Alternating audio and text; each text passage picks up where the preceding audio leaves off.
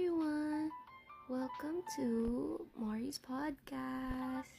So, I just had my first stream last night and umugot ako dun. So, this is how it turned out. Wait, ano to? Walang emotional intelligence.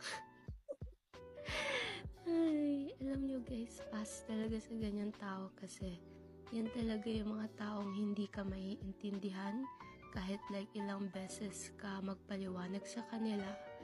Pag ganyan kasi kailangan mo pang turuan on like how to communicate properly or like paano umintindi na isang tao. I don't know. Ay, ano to? Well, wala tayong magagawa. Pinas to eh.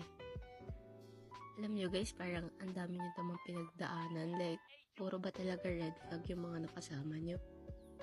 Kidding. Wag na magmahal if ganyan. Sobra ka naman sa wag na magmahal. Alam mo naman, lahat tayo, like every person deserves to be loved. Kahit ano pa yung past mo, kahit ano ka pa, ano pa yung experience mo.